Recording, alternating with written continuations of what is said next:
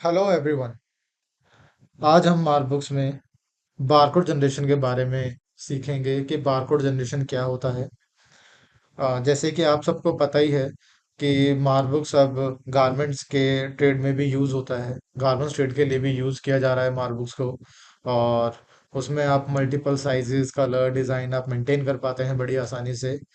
तो उसी के चलते हुए हमारे पास काफ़ी रिक्वायरमेंट्स आ रही थी कि गारमेंट ट्रेड के अंदर जो कस्टमर्स जिनके पास मैन्युफैक्चरिंग का भी प्रोसेस होता है, जो कस्टमाइज करते हैं चीज़ों को, जैसे कपड़ों को कस्टमाइज करा जाता है डिज़ाइन कलर के थ्रू या क्या डिज़ाइन रखना है, तो उनको बारकोड जनरेशन चाहिए होता है।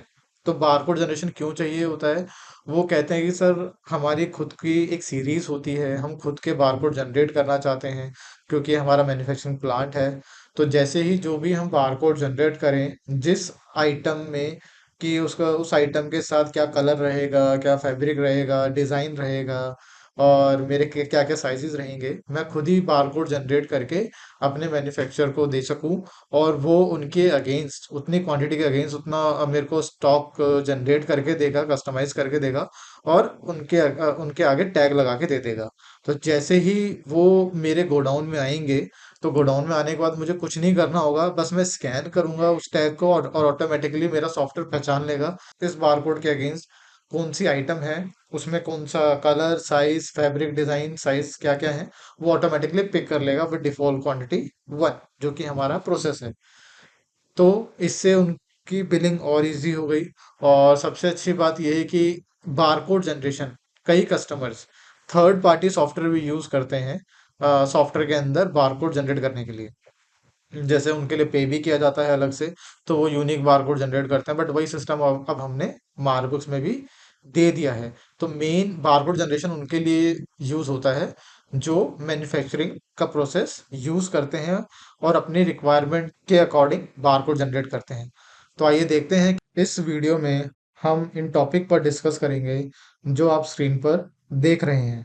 पहले हम बारकोड मैनेजमेंट को अनेबल करेंगे, फिर बारकोड मैनेजमेंट की सेटिंग करेंगे, फिर बारकोड जनरेट करेंगे, देन बारकोड स्कैन करके और फास्ट स्कैनिंग से परचेज बिल जनरेट करेंगे और फिर सेल बिल जनरेट करेंगे। तो आइए देखते हैं कि बारकोड जनरेशन कैसे काम करता है मार्कबुक्स में।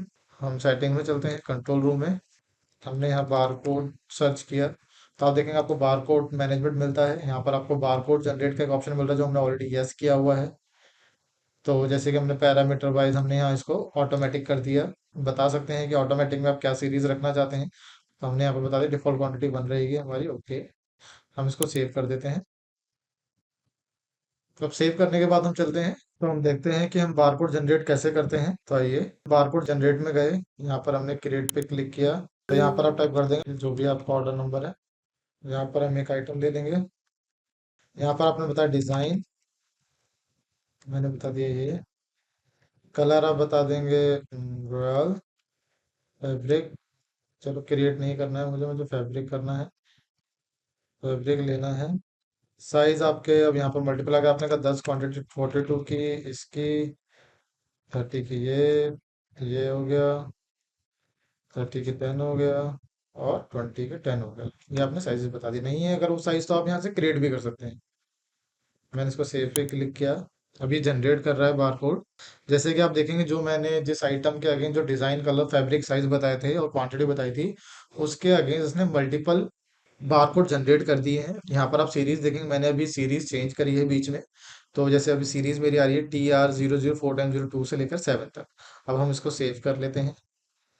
सेव कर लिया। अब आप इसको अपने मैन्युफैक्चरर को थ्रू मेल या व्हाट्सएप के थ्रू भी आप इसको फाइल को शेयर कर सकते हैं, तो उसको चेक करके वो किस आइटम के क्या कलर डिजाइन और क्या स्टिकर रखना है वो आपको बना के दे देगा। और जैसे ही वो गोडाउन में आपके स्टॉक आ जाता है, आपको बस खाली परचेज बिल में जाना है और स्कैन करके आप उसको इजिली अपडेट कर सकते हैं अपने परचेज बिल में।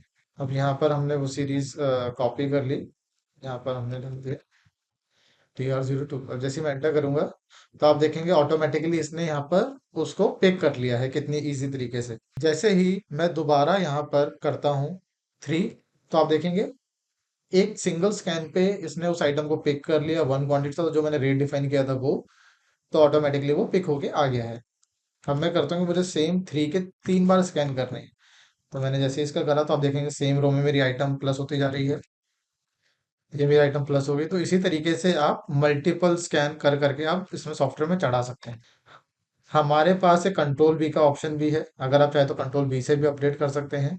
कंट्रोल बी में जैसे कि आपने करा, ये हमने कहा नहीं, फोर फोर में भी एक क्वांटिटी है TR004 के अंदर। तो फिर मैंने फोर दोबारा टाइप किया, जैसे ही मैं एंटर करूंगा तो आप देखेंगे उसने उसको टू कर दिया। तो फास्ट स्कैनिंग के लिए हमने ये भी एक ऑप्शन दिया हुआ है। अब आप यहाँ से इसको सेव कर देंगे। बिल रिमार्क डाला है, बिल रिमार्क डाल सकते हैं, नहीं तो आप सेव कर दीजिए। और ये हमारा बिल सेव हो गया। अब हम इसको सेल में चलते हैं, या ब्रांच ट्रांसफर में आप चाहे तो ब्रांच ट्रांसफर भी कर सकते हैं, अगर आप चाहे तो सीधा सेल बिल भी अपने कस्टमर्स को दे सकते हैं। यहाँ पर आपने पार्टी सेलेक्ट करी। अब जैसे कि सिंपल है, यहाँ पर आपने चाहे तो यहाँ भी आप बार कोड टाइप कर सकते हैं, तो ये यहाँ से पिक कर लेगा इजिली। सेम बार कोड अगर आप चाहें, आपने कहा नहीं मुझे इसके 2 सेट देने हैं, तो आप दो भी दे सकते हैं। जैसे इसकी एक ही क्वांटिटी थी तो ये इसलिए एक ही दिखा रहा है। तो मैं आपको दूसरी क्वांटिटी लेके दिखा देता हूँ, दूसरा बार कोड की। तो उसने दूसरा बार कोड पिक कर लिया। जैसे 3 की हमने शायद 2 क्वांटिटी परचेज की थी, तो मैं दोबारा 3 इसमें इंसर्ट कर देता हूँ। तो देखिए इसने उसको 2 ले लिया। तो इसने मुझे अलर्ट भी कर दिया था कि जैसे ही मेरा स्टॉक खत्म हुआ, तो उसने मुझे अलर्ट भी कर दिया उसका स्टॉक नहीं है। तो जैसे ही मैं चाहूँ इसको कंट्रोल बी से सेम वही प्रोसेस है, कंट्रोल बी में भी आप एंटर करके जो भी आपका बारकोड आप इसमें एंटर कर सकते हैं। जैसे स्कैन करेंगे तो गन से ऑटोमेटिकली वो पिक कर लेगा। तो अब हम इसको सेव कर लेते हैं।